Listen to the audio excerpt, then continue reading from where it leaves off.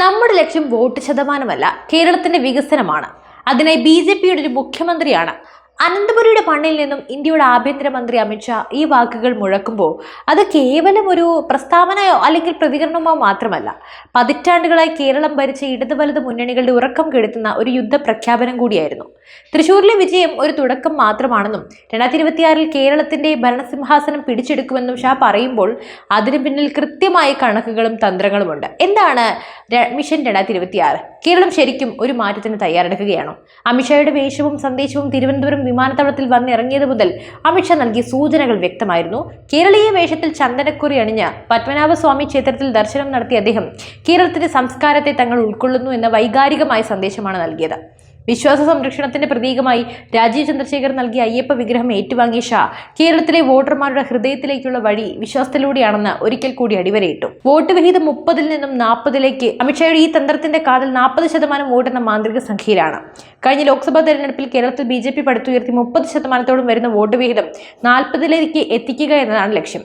30%-ൽ നിന്ന് 40-ലേക്ക് അധികം ദൂരമില്ല എന്ന ഷായുടെ ആത്മവിശ്വാസം രാഷ്ട്രീയ നിരീക്ഷകരെ പോലും ചിന്തിപ്പിക്കുന്നതാണ്. തിരുവനന്തപുരം കോർപ്പറേഷനിൽ ബി.ജെ.പിയുടെ മേയറെ കണ്ടതുപോലും അതുപോലെ തന്നെ ഇനി അടുത്തതായി മുഖ്യമന്ത്രി വരുമെന്നും അദ്ദേഹം പ്രഖ്യാപിക്കുമ്പോൾ അത് കേവലം ഒരു മോഹമല്ല, മറിച്ച് മൈക്രോ ലെവൽ പ്ലാനിങ്ങിന്റെ ഫലമാണ്.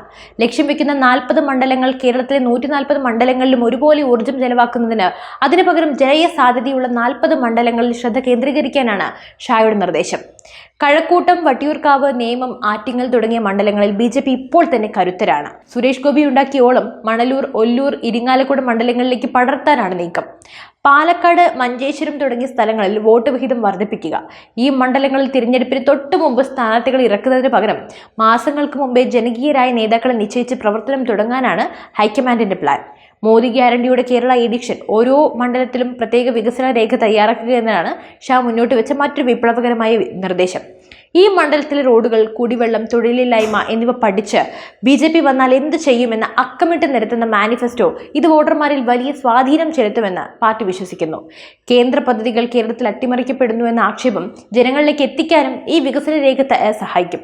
യുവത്വവും സെലിബ്രിറ്റികളും സുരേഷ് ഗോപിക്ക് പിന്നാലെ ഉണ്ണിമുകുന്ദനെ പോലെയുള്ള യുവപ്രഭാവമുള്ളവരൊക്കെ ബി.ജെ.പിക്ക് പിന്തുണയുമായി വരുന്നത് യുവാക്കൾക്കിടയിൽ പാർട്ടിയുടെ പ്രതിച്ഛായ മാറ്റുന്നുമുണ്ട്. കൂടുതൽ പ്രൊഫഷണലുകളെയും യുവാക്കളെയും 2026 സ്ഥാനാർത്ഥി പട്ടികയിൽ നമുക്ക് തന്നെയായാലും പ്രതീക്ഷിക്കാം. അഡ്ജസ്റ്റ്മെന്റ് രാഷ്ട്രീയത്തിൽ അന്ത്യം കുറിക്കുകയുമാണ്. LDF-ഉം UDF-ഉം തമ്മിലുള്ള ഫ്രണ്ട്ലി മാച്ചാണ് കേരളത്തിൽ വികസനം മുരടിപ്പിക്കുന്നത് എന്നാണ് അമിത്ഷായുടെ പ്രധാനപ്പെട്ട ആരോപണം. ഡൽഹിയിൽ കൈകോർക്കുന്നവർ കേരളത്തിൽ നടത്തുന്ന പോരാട്ടം വെറും നാടകമാണെന്നും അദ്ദേഹം ജനങ്ങളെ ബോധ്യപ്പെടുത്തുന്നു. ഈ രണ്ട് മുന്നണികൾക്കും ബദലായി ഒരു തേർഡ് ഓപ്ഷനായി ബി.ജെ.പി സ്വയം പ്രതിഷ്ഠിക്കുകയുമാണ്.